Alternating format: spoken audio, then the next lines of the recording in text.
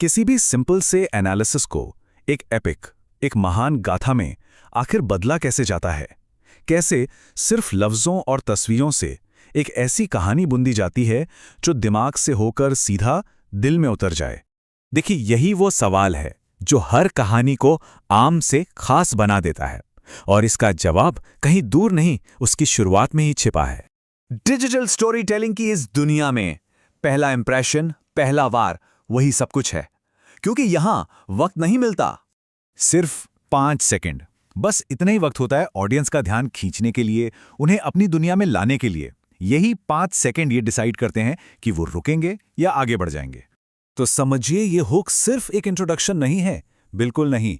ये तो एक वादा है, एक वादा उस जबरदस्त सफर का जो अभी बस शुरू ही होने वाला है। ये ऑडियंस के अंदर एक ऐसी बेचैनी पैदा कर देता है कि वो और जानने के लिए लिटरली मजबूर हो जाते हैं।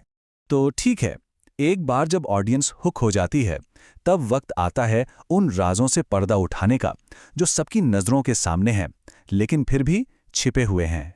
यहां क्रिएटर को एक व्यूअर की तरह नहीं, बल्कि एक डिटेक्टिव की तरह सोचना पड़ता है।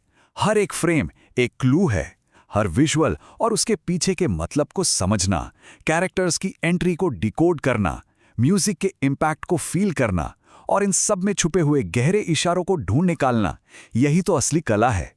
लेकिन एक एनालिसिस को आर्ट में बदलता क्या है? आखिर वो जादू क्या है जो फैक्ट्स को फीलिंग्स बना देता है? जवाब है आवाज में। नरेटर की आवाज ही तो उस पूरे एनालिसिस की आत्मा होती है। वो गहरा, रहस्यमयी अंदाज, वो पावरफुल नरेशन और सबसे इंपॉर्टेंट, सही जगह पर लिए गए वो ड्रामेटिक पॉज, यही तो सुनने वाले को कहानी के अंदर खींच लेते हैं। चलिए अब बात करते हैं उस सबसे जरूरी चीज की, वो एलिमेंट जो किसी भी विश्लेषण को दिल दे देता है, यानी प्रेजेंट को पास्ट से जोड़ना। यही वो पॉइंट है जहां एक सिंपल रिएक्शन एक गहरी कल्चरल कमेंट्री बन जाता है। जब एक नए विजुअल को उस सदियों पुराने टाइमलेस कहानी से जोड़ा जाता है जो पहले से ही सबके दिलों में जिंदा है, तभी असली जादू होता है। इसको ऐसे समझते हैं, ट्रेलर में दिखने वाली किसी कैरेक्टर की एक झलक को सीधा रामायण की उस गहरी भावना से जोड़ दिया जाता है, या एक मॉडर्न एक्शन सीक्वेंस को धर्मा और अधर्मा की उस सदियों पुरानी लड़ाई का आईना बना दिया जाता है। ऐसा करने से हर सीन में मीनिंग की कई लेयर्स जुड़ जाती हैं और वो सीधा दिल पर असर करती हैं। हुक हो गया, डीकंस्ट्रक्शन हो गई, इमोशनल कोर भी मिल गया।